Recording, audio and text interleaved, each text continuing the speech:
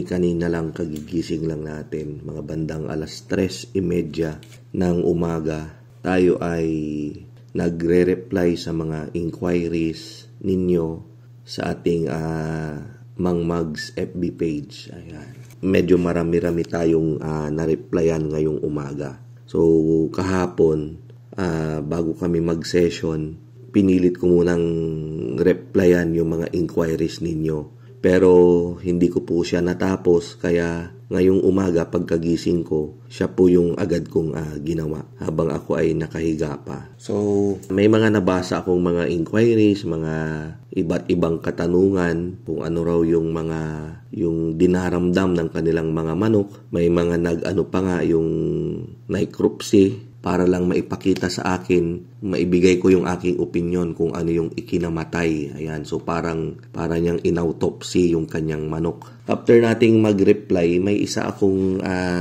katanungan na kako maganda atang gawan ng vlog to. So actually yung katanungan ni Sir ay nanggaling kay Sir Fin.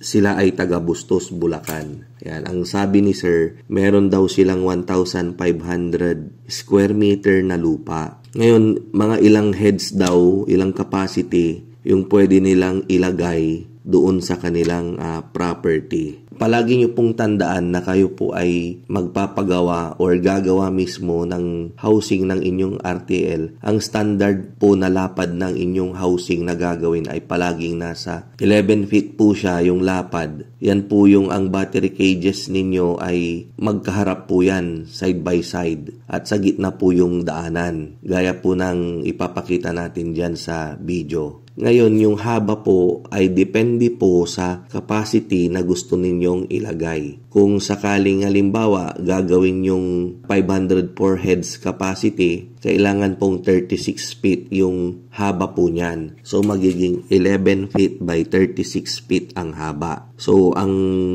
RTL na pong kakasya dyan na mailalagay dun sa battery cages ay pang 504 heads na po. At doon naman sa 11 feet at 71 feet ang haba, 1,008 heads na po yung kakasya dyan. So, ngayon sir, susukatin nyo po kung ano po yung lapad at haba ng inyong lupa. At i-consider nyo rin po yung orientation po niya sa araw. Kasi nga po, lalo na po ito yung sa mga elevated na mga poultry houses. Ayan. So, dapat po, isasabay nyo po yung unahan ng housing ninyo. Yung lapad po nung housing ninyo ay kailangang nakaharap po siya dun po sa sinisikatan ng araw. At yung araw naman po ay lulubog dun sa likuran na bahagi ng inyong poultry. Ang maiinitan lang kapag yung araw ay pasikat ay yung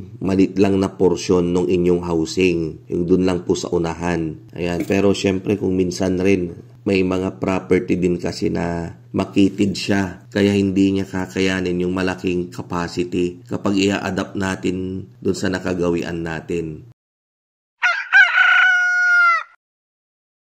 Meron po akong nabiling property. Maniniwala po ba kayo na kabilang barangay na po yung dulo ng aking nabiling property? Sa haba po niya, yung nabili ko po ay 1.2 square meter para makompute yung area. Multiply po natin yung lapad at saka yung haba. Yung aking housing na pwedeng itayo ay i-maximize ko lang siya sa 5 meters lang po yung natin. Haba, maximum na haba nung housing na pwede nating gawin kapag isusunod natin siya doon sa sinasabi kong orientation ng araw. Susukatin nyo na lang po Sir Fin yung property ninyo kung ano po yung lapad niya at saka haba. And then i-discarte nyo na po kung paano yung mga position ng mga itatayo yung housing. Sa 504 heads, 11 feet by 36 feet. Sa 1,008 heads, 11 by 71 feet. Yan. Kapag may gusto pa po kayong malaman, pwede nyo po akong i-message ulit.